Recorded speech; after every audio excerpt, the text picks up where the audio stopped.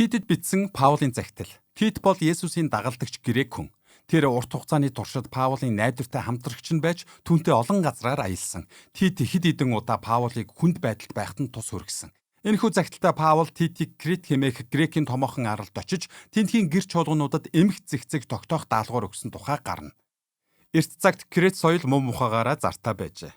Грекээр худалж гэхийг кретизо буюу Крит хүн гэдэг байв. Энэ хүмүүс итгэл эвддэг, шуналтай гэдгээрээ цуутай.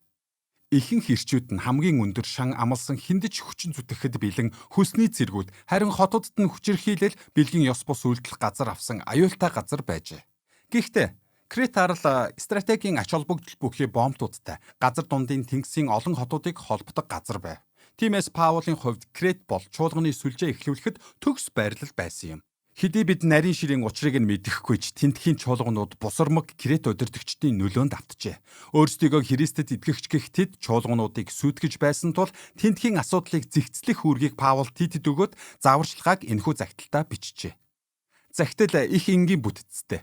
Товч мэндчилгээний дараа чуулган дотор Титийн хийх ажлын талаар тодорхой зааврыг өгөөд дараа нь шинэ өрх гэр ямар байх ёстойг цаашлаад сайн мэдээ нь кредитчүүдийн дунд шинэ хүн төрлөختөнг хэрхэн бий болгох боломжтой тухай бичээд товч мэндчилгээгээр төгсгөжээ. Загтлын эхэнд Паул шинэ бүтээлийн ам болох мөнх хамын найдварыг тунхаглахаар энэ нь Есүс Месиягаар дамжуулан одоо ч өгөгдөх боломжтой хүмүүст мэдүүлэхийн тулд илч болгогдсон тухайга Титэд сануулад уг найдварыг хизээч худал хилдэггүй Бурхан үн эрт цагт амласан юм гэжээ. Эхний энэ богино өгүүлбэрт загтлын үндсэн санаа нь агуулгаддаг. Кретийн чуулганы нэг том асуудал бол тэд Христ итгэлийн Бурхан Есүсийг өөрсдийн шүтэж өссөн грек бурхтын тэргүүн Зевстэй адилхан ойлгож байсан явдал юм. Зевс Крет аралд төрсөн гэж кретчүүд итгэдэг байсан төдийгүй түүний хуурамч залжин зан чанарын тухай үлгэр домогт дуртай эмэгтэйчүүдийг хэрхэн уригтан хуурч арга мэхэндээ оруулсан тухай домгийг ярьдаг байв. Тиймээс Паул Есүсээр ижилэгдсэн эзэн Бурхан бол Зевсээс тис өөр гэдгийг тодорхой харуулахыг хүссэн. Есүсийн үндсэн мөн чанар бол итгэмжтэй байдал үнэн хоёр юм. Тэгэхээр Христэд итгэгчдийн амьдралч мөн үнэн байх ёстой. Кредитчүүдийн хувьд жинхнээсээ өөрчлөгдөх ёстой гэсэн үг.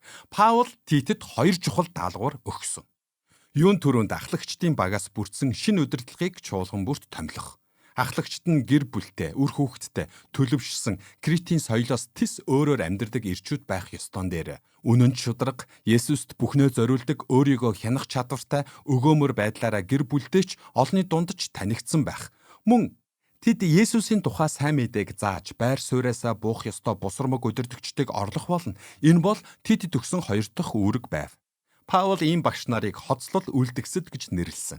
Крит аралд төрж өссөн эдгээр еврейчүүд өөрсдийгөө Есүсийн дагалдагчид гэх ба Есүст итгэсэн еврей биш хүмүүс еврей месияг үнэхээр дагахыг хүсч байвал хоцлуулж тоороо хуулийг мөрдөх ёстой гэж шаардах болсон нь Галат хотод үүссэн асуудалтай төстэй байв. Паул тэднийг еврей домогт хүний зохиосон хуулинд дурлагсад гэж хэлсэн. Тэд зөвхөн мөнгөний ашиг хонжоо харж чуулганы удирдлагад гарсан хүмүүс юм. Кретийн яруу найрагч Эпименидес нутаг нэгтнийхээ зан чанарын тухай хэлсэн үнэн үгнээс нь Паул иш татан голыг нь онож, кретчүүд худалж, ёрын араатнууд, залхуу ходооднууд юм гэж бичсэн. Тэд үнэн худал, сайн муугийн заагийг балартуулж, зөвхөн ашиг хонжоо хайдаг хүмүүс. Хэдийгээр тэд өөрсдөө Бурхныг мэддэг гэх боловч Крет хэв маягийн амьдралаараа эзнийг үгүйсгдэг тул тэдэнтэй тулах хэрэгтэй байв. Ингээд загтлын дараагийн хэсэг эхэлнэ. Дээрх бусармаг удирдагчдаас болж олон Христэд итгэгчдийн хувийн болон гэр бүлийн амьдрал сүйдсэн. Паул 3 удаа үүнээс гарсан үр дагаврыг зохон дурдсан. Есүсийн тухай сайн мэдээ гутаагдж, Христэд итгэдэггүй хөршүүд нь тэднийг буруутгах шалтгаантай болсноор бидний аврагч Бурхны үнэн сургаалыг таагүй, үнэмшилгүй болгожээ. Тиймээс Есүст баттай итгэдэг үлгэр жишээ Крет гэр бүл ямар байх ёстойг Паул дүрслэн. Ахмад настай эрэгтэй эмэгтэй хүмүүс үнэн шударга, бие захирч чаддаг байдлаараа залууст үлгэр дуурайлал болох ёстой. Залуу эмэгтэйчүүд нь кретчүүдийн дунд түгээмэл байдаг шиг гэр бүлтэй болохоос татгалзан хүссэн хүнтэйгээ бэлгийн харилцаанд ордог байж болохгүй. Харин үнэн ч хань ижилтэй болж эрүүл доктортой гэр бүл байгуулахыг зорьдог. Залуу ирчүүд нь ч мөн адил.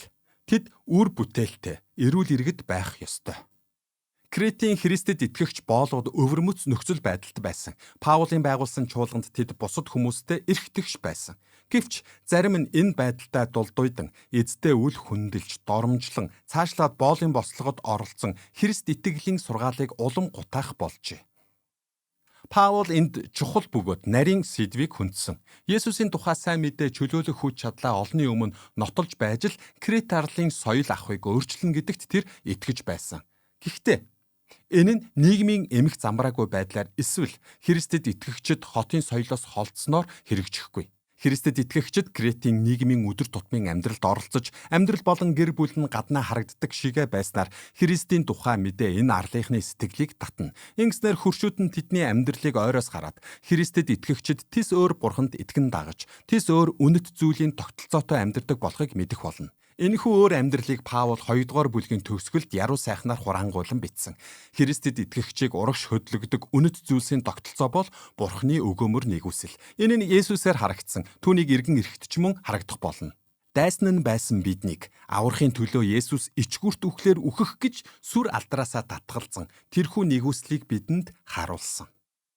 Энэ л нэгүсэл Бурхны өгөөмөр хайранд үл нийцсэн бузар муу амьдралын хэв маягт үгүй гэж хэлхийг эзний ард түмэнд уриалдаг.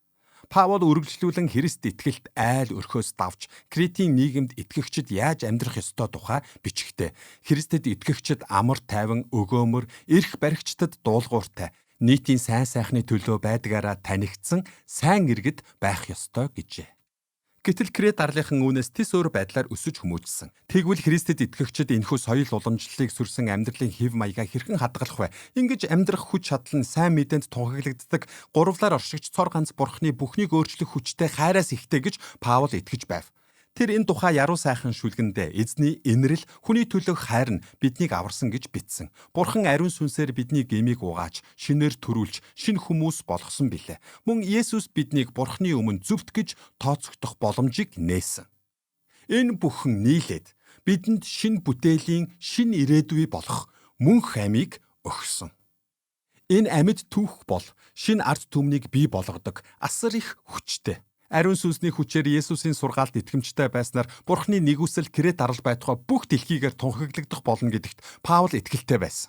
Загтлын төгсгөлд Артем Тухик хоёрын нэгийг нэмэлт хүч болгон Тит рүү явуулна гэж Паул амлаад бусад танилуддаа мэд дамжуулсан. Ингээд загтал төгснө.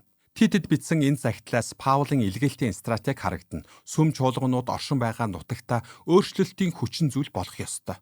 Тогтсон соёлтой дайн зарлах ч юм уу эсвэл Кретийн соёлд уусан орох замаар энэ зүйл биелэхгүй. Харин Христэд итгэгчид Кретийн өдөр тутмын амьдралд мэрэгэн ухаантайгаар оролцох хэрэгтэй гэж Паул хэлсэн.